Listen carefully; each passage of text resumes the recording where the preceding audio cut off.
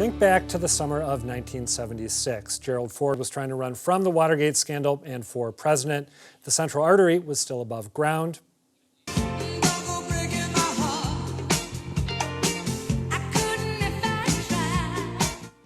And Elton John and Kiki Dee were riding high on the charts with their infectious duet. And downtown Boston changed forever.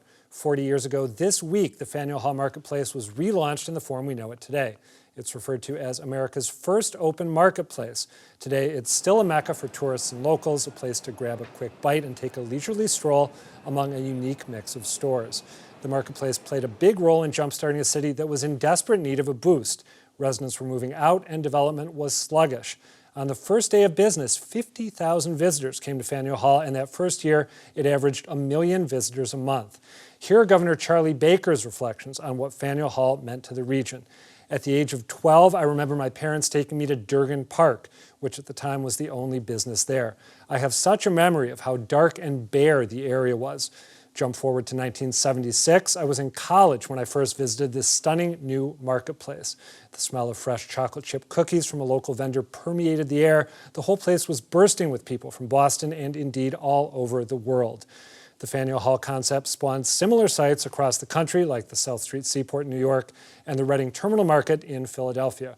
For more on what Faneuil Hall meant as a catalyst for the city and what its future holds in an area that is rapidly changing are Carol Troxel, president of the Faneuil Hall Merchants Association and owner of Sprinkles Ice Cream and Fudge Shop, and Luke Prevost, owner of the Salty Dog. Thank you both for being here. Thanks for having us. So first off, I got to get my pronunciation straight because I always say Faneuil. Sometimes I feel like people who think it's Faneuil. Faneuil. Faneuil. Faneuil for you too? Yeah. All right, I apologize for everything I said over the course of the last 2 minutes. All right, now that we have that straight, Luke, the Salty Dog was in the area before Faneuil Hall was reopened in the way we know it today. 1972, you guys started. 1972, yep. I know you were a little bit younger at the time, but what was it like in those early years before the reopening?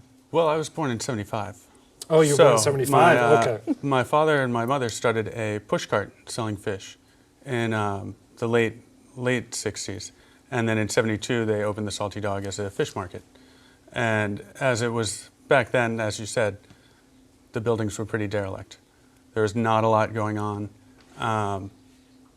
Those first years were very interesting years because it was a lot of work and it was a lot of waiting for this redevelopment to go on.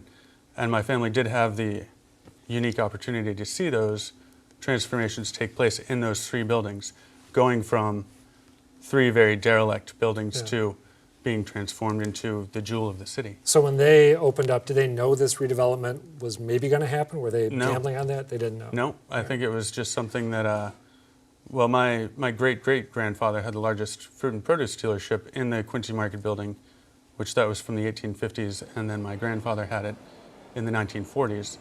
And where my uncles went off to war, my father was too young to run that business and take it over. And then he just happened to cycle back 20 years later.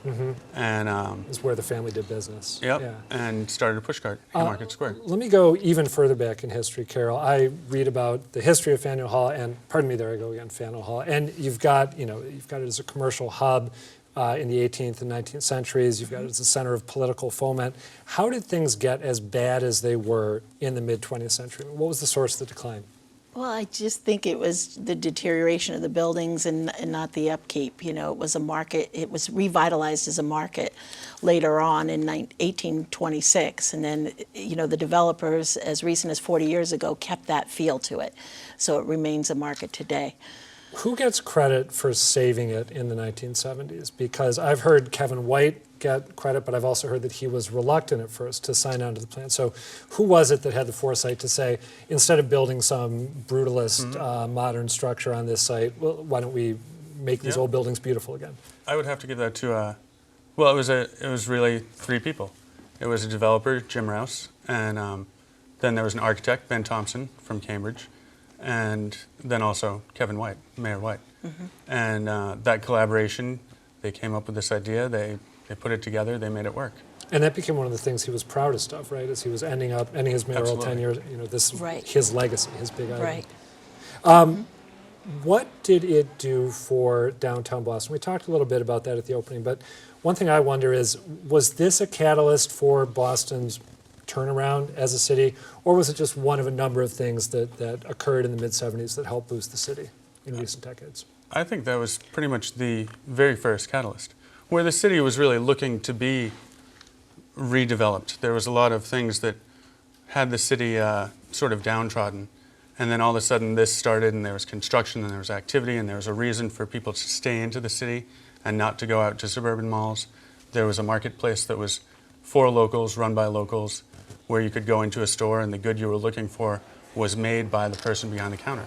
And they could tell you all about the good and the raw materials and where they got it and why it was special. I'm glad you mentioned things that had people maybe not looking to spend time in the city. I'm a transplant. I've been here about 20 years, and I think I know what some of them are. But you mentioned malls as a challenge for downtown shopping. Obviously, the busing battle was going on at this point, too. Is there anything else I should be thinking about that was pulling people away before this opened up? I think more people were living outside. They were looking to live outside of the city. Yeah. So, you know, the goal was to bring people in and keep them back into the city, because people were just coming in to do their various work and leaving. That's a really good point, because I guess it was an era when, I mean, now Boston is almost, it's almost too desirable when it comes to home prices and rentals. Right. But back then it was totally It different. was totally you got out opposite. if you made it, right? You got out if you could. Yep. Is there any chance, Carol, you've been there, what, 30 30 years, 30 yeah. of the 30 40 of the years 40, that are now yeah. being celebrated. Has there been any concern in the time that you've been helping run the show there that Faneuil Hall Marketplace is becoming a little too touristy? You talked about, local craftsmen who could sell local individuals the products that they made. Any concern that the balance is tilted too far in the favor of catering to tourists? Yes, we have that image that it is, we hear it all the time that we're a tourist trap. However, we work really hard in our marketing, to bring the locals back in. So we have great programming throughout the year to bring people in from the burbs and from the city down to the market. We're now the pinpoint, really, of the market district with the new public market open and everything else. Right. So this is a developing area of the city. And the Greenway, too. And the of Greenway, course, kind right. of the gateway to the Greenway. So, speaking of programming, if any individuals, whether they're tourists or locals, want to help celebrate this 40th birthday, what's on tap for August 26th? Well, we start on Friday, and Friday we showcase our Street Performer Festival, which is just amazing. It's free to the public. There'll be shows going on all day long. And on Saturday, beginning at 12 till 7 o'clock, there's a 70s dance party. There'll be 3 different bands performing, and along with a car show, antique cars, for people to come and look at. And highlight the time. Is that all free? That's all free. And then Sunday, the Red Sox are celebrating with this with the Red Sox Experience. So you can come down and interact and do. Yeah, it's a solid weekend of. All right, well, good luck, enjoy Thank it, you. and happy birthday. Thank you. Thanks guys. for having me.